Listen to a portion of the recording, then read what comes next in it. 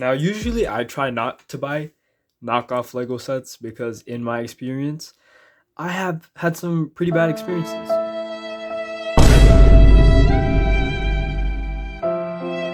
However, I've also had some pretty bad experience with Lego bricks as well. Now this was only 20 bucks. It was an offer I couldn't refuse considering that Lego Speed Champion sets cost about $35 in Canada. And this also claims to have more pieces than the average Lego set with 384 pieces. And I'm going to take their word for it and say that this is licensed by the Maserati brand.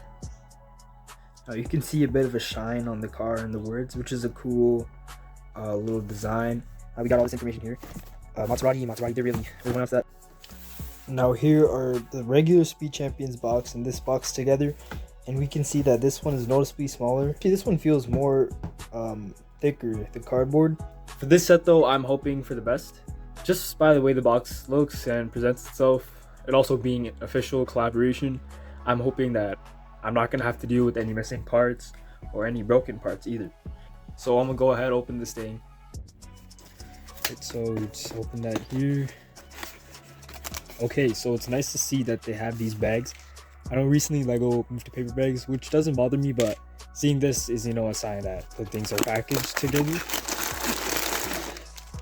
Okay, so everything is in this one huge bag, but there's mini bags inside. So I'm gonna give 9 out of 10 for the packaging. That's crazy. Lots of stuff here. So in this bag full of bags, we have 1, 2, 3, 4, 5, 6, 7 bags, and then what looks to be a brick separator and this base plate here. Base plate has no types of marking on it, and I think I've only dealt with the knockoff once that had marking and it was really good. The brick quality feels pretty similar to Lego, definitely maybe a bit softer. Maybe I'm just thinking of it that way. The instruction book, similar to Lego, but they're putting a lot more on the pages, and it looks like there's a lot of steps. The coloring is a bit off. It's looking more like a brown or a goldish color here rather than a yellow. From what you can see here, there's definitely a lot of small parts, so I'm thinking that's what's going to make up for most of the piece count.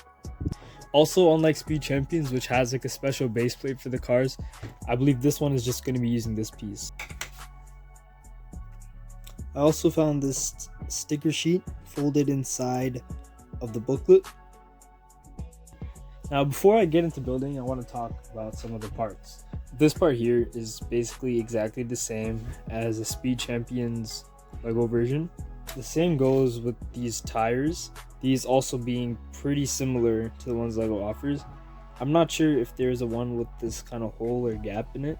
Now, some pieces that are pretty different is this piece here. The bottom of the bracket is curved. The steering piece also came in 2 different pieces.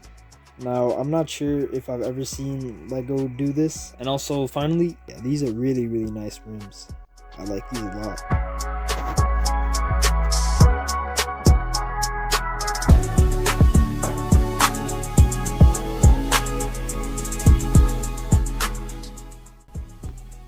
And here is the completed Maserati Granturismo. On this art, there is no stud showing at the bottom, or anti-stud, but here you can see that, and that's obviously expected. And overall, this build was okay.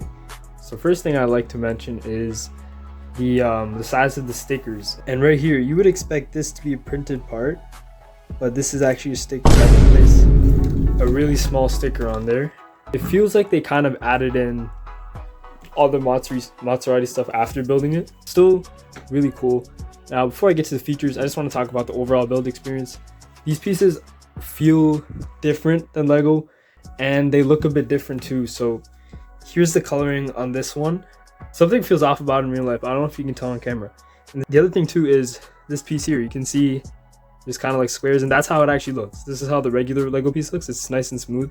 I don't like it that much, but it's fine as long as it's not as bad as how it showed up on this box. So when I was building this thing, it was pretty hard to put the pieces together. They didn't snap together so easily, and I would have to like really press them. Honestly, my fingers kind of hurt. Lego definitely feels a bit easier to work with. compared to this.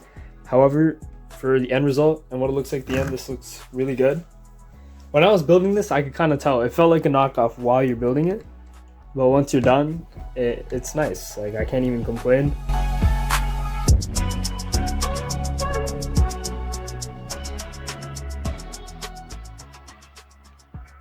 It's like a regular Speed Champions car. The doors don't open, but this front windshield comes off, and actually the whole roof comes off. And you can see the interior is actually really nice. I don't really like how the back here is just like this. Now, it's pretty obvious that a minifigure will not fit in these back seats because there's only one space for a stud here, but let's see if a minifigure can fit in the front 2 seats. That is about it. And I noticed that while I was building, because the seats were put really high up, and the base is like a regular plates for base instead of like the special Speed Champions base they use to lower the inside so a minifigure can sit inside. On the box, they show that you can lift this part up here, and you can. It's just not as easy. You just do it like this. The hood here is on a slight slant, so you can actually move this up. It's a good addition to the collection. It's definitely cool to have, and here it is with all my other Speed Champions cars. So you can see they all go together pretty nice. Luckily, when I was building this thing, I wasn't missing any pieces. However, there was actually a step in the book that was missing, and so it didn't come with those pieces either. So I think it was kind of on purpose that they didn't include those pieces. It's not needed at all for the build. It was just something inside. And the crazy thing too is usually these kind of sets come with a lot of extra pieces, but this set actually came with no extra pieces at all. So would I buy a fake Lego car like this again? Yeah, I definitely would, especially if it is authorized or licensed or whatever by the car brand. I'll give this car a good rating. I'll give it an 8 out of 10. You know, it's pretty good. It looks good. The build was a bit difficult, but I wasn't missing anything. It was packaged well, and you know, I think there's an okay amount in the use of stickers. It's not very customizable, but still really cool, really fun, and it's, you know, great to have. So that's it. Have a good day. Thanks for watching, and I'll see you guys later.